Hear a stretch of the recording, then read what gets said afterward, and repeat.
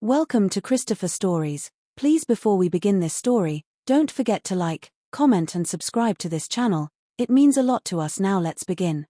The room was dark and cold. Marcus lay in his hospital bed, his body perfectly still like a broken doll. His eyes stared at the white ceiling above him, but he could see and hear everything around him. The doctors had just left after telling his fiancée, Emma, the terrible news. "I'm so sorry, Miss Emma," the doctor had said with a sad voice. "The car accident damaged his spine badly. Marcus will never walk again. He's paralyzed from the waist down forever." Emma stood frozen by the window, her hands shaking as she covered her mouth. Tears rolled down her beautiful face like a waterfall. Marcus watched her through half-closed eyes, pretending to be unconscious. But Marcus had a dark secret. There was no car accident. There was no damaged spine. He could move every muscle in his body perfectly fine. This was all a lie. A cruel test he had planned to see if Emma truly loved him or just his money. You see, Marcus wasn't just any man. He was one of the richest people in the world, worth over $50 billion. But doubt had crept into his mind like poison.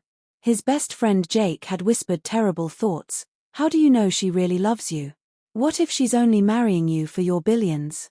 Those words haunted Marcus day and night. So he created the perfect plan. He hired fake doctors, rented a hospital room, and even crashed one of his old cars to make it look real.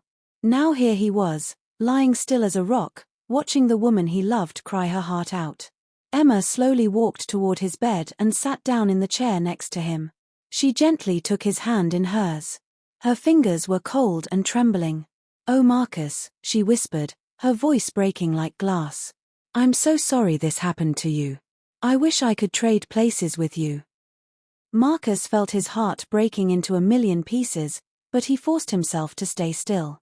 He had to know the truth. Emma leaned closer and kissed his forehead softly. "I promise I'll take care of you," she said. "We'll get through this together, no matter what."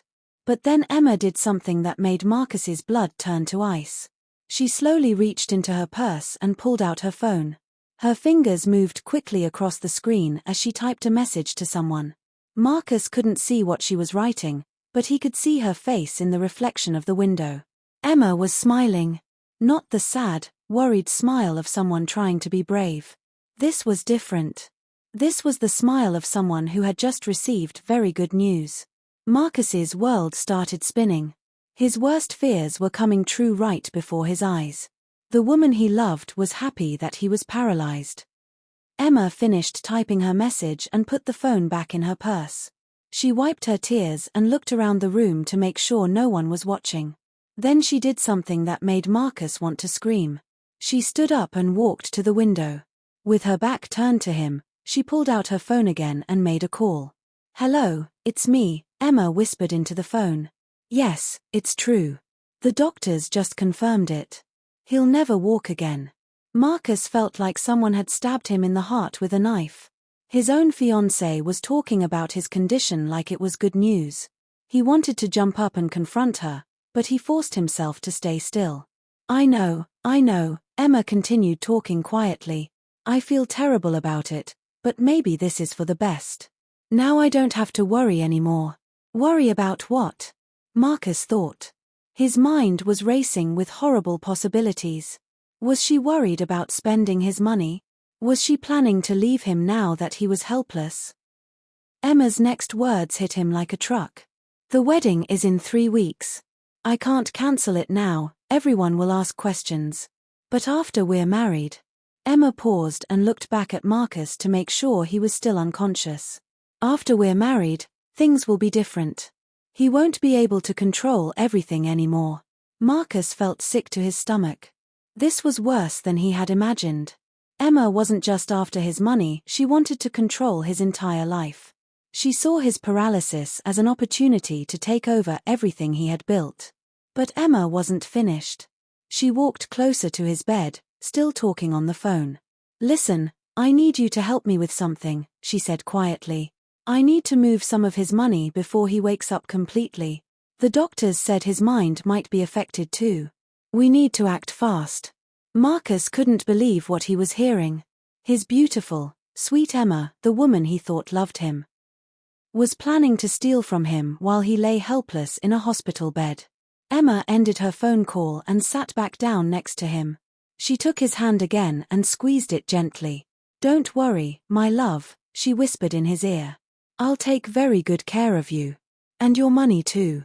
Marcus felt tears building up in his eyes, but he couldn't let them fall.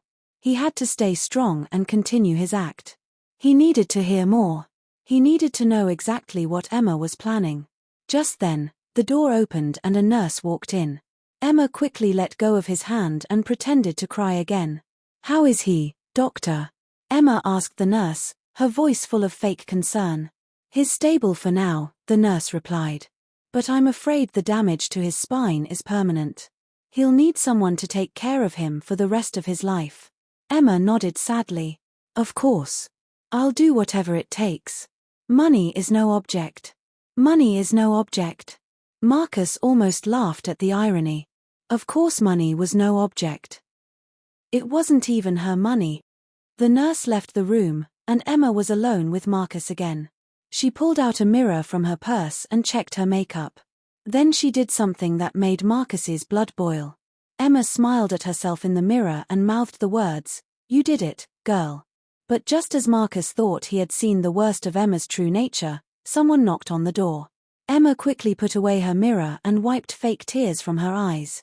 "Come in," she called out. The door opened, and Marcus saw someone he never expected to see. It was Jake, his best friend who had planted the doubts about Emma in his head.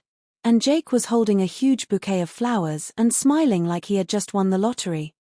"Jake," Emma said, running to him. But the way she hugged him told Marcus everything. This wasn't surprise, it was relief. This wasn't comfort, it was love. Marcus's chest tightened. His heart screamed at him to sit up, to shout, to expose them both. But he forced himself still, listening. "Did anyone see you come in?" Emma whispered. "No," Jake replied. "The hallway was empty.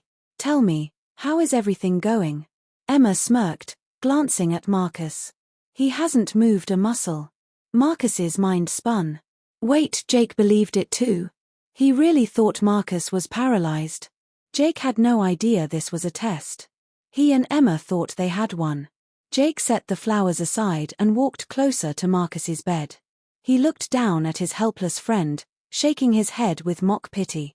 "The mighty Marcus," Jake said quietly. "Paralyzed for life. Do you know how long I've waited for this day?" Emma placed a hand on Jake's arm. "Keep your voice down. What if he hears you?" Jake chuckled coldly. "Even if he does, what could he do? He's trapped in that bed forever."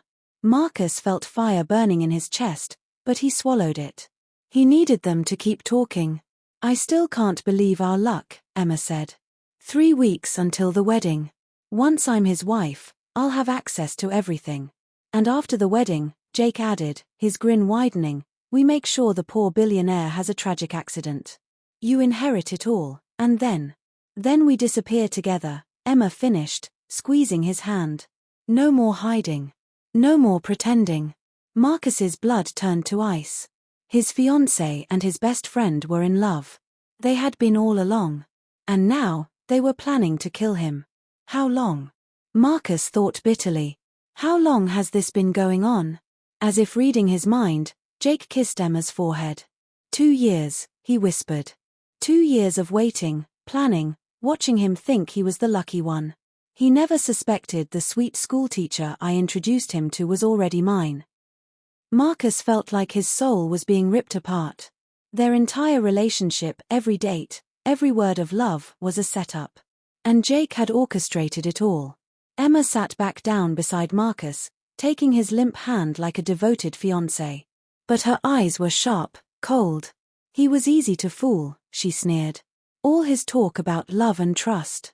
He was so desperate, he would have believed anything. Jake laughed softly. And now, thanks to fate, he gave us the perfect cover story. The helpless billionaire, the devoted wife, and the tragic ending that will shock the world. Emma leaned closer to Marcus's ear, not knowing he was listening. "Sleep well, my love. Soon everything you built will be mine." Marcus wanted to scream.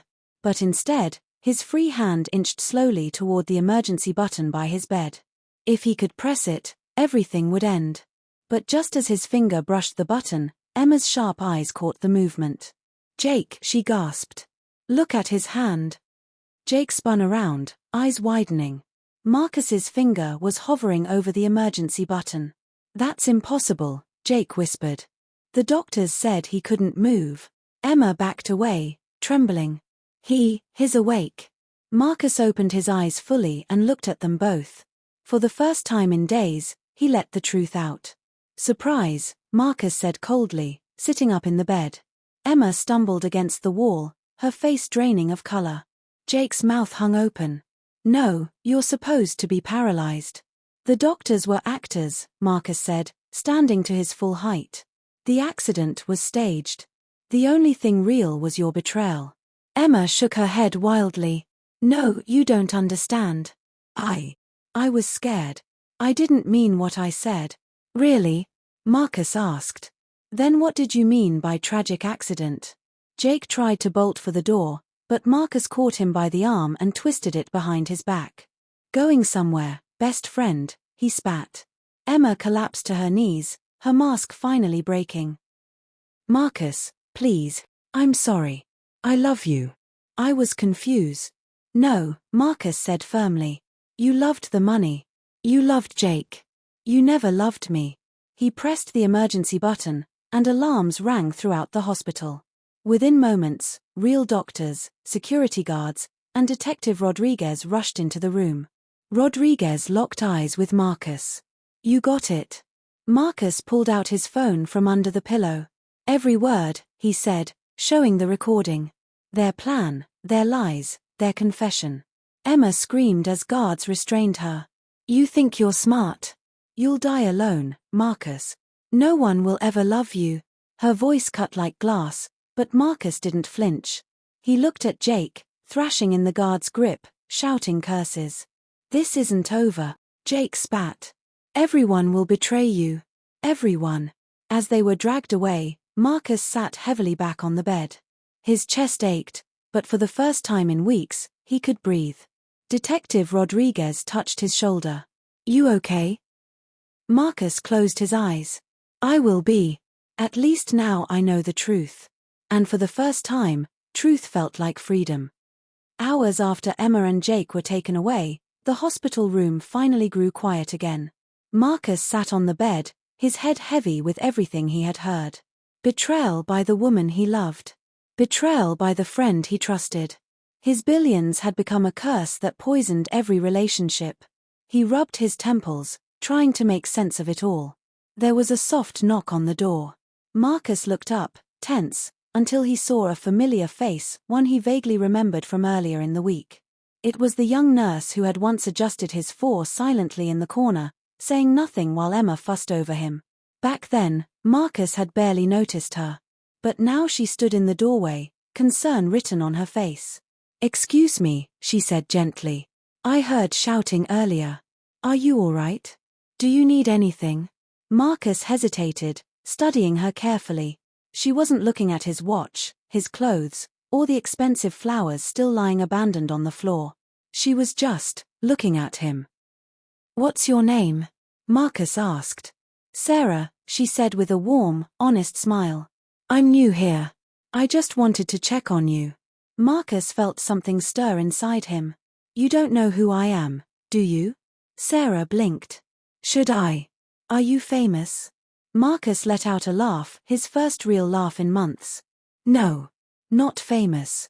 Just very rich. Too rich for my own good. And because of that, I just found out my fiancé and my best friend were planning to kill me." Sarah's eyes widened. "That's awful. No wonder you look so sad. I'm so sorry that happened to you." Marcus nodded slowly. "The hardest part is wondering if anyone could ever love me for me, not for what I have." Sarah pulled a chair closer to his bed and sat down. "Can I tell you something? I grew up with nothing. My parents were poor, but they taught me that love isn't about money. It's about who you are when no one's watching. That's what makes someone rich." Her words sank deep into Marcus's heart. Emma had given him luxury trips, expensive smiles, and carefully staged affection. But this nurse, this stranger, had given him something Emma never had: genuine kindness, with no strings attached. My mother used to say, Sarah continued softly, you can't buy real love. It's shown through small actions every day. Marcus felt his chest loosen, the weight lifting a little.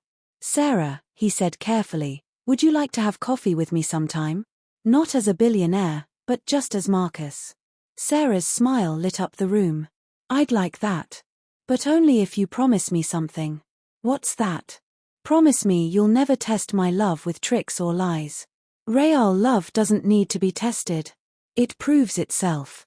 Marcus nodded, tears brimming in his eyes. I promise. The little coffee shop buzzed with quiet chatter. Marcus sat at a corner table, not in a tailored suit, but in a simple shirt. Across from him sat Sarah, laughing at something silly he had just said.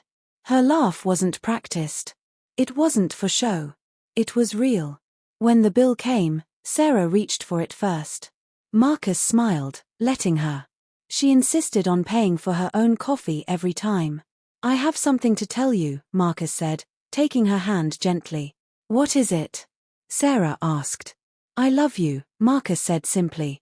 Not because of what you can give me, but because of who you are. Because you make me want to be better. Sarah's eyes softened. I love you too, Marcus. Not for your money, not for your name. Just for you. Marcus realized then what true wealth was. Not the billions in his accounts, not the houses or cars. True wealth was sitting across from him, holding his hand.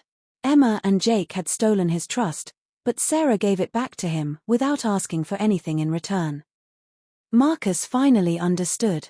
Real love cannot be bought, tested, or faked. It is freely given, and freely received. And that day, Marcus discovered the greatest treasure of all, a love that was real. If this story touched your heart, don't forget to like, share, and subscribe for more powerful stories that will move you and inspire you.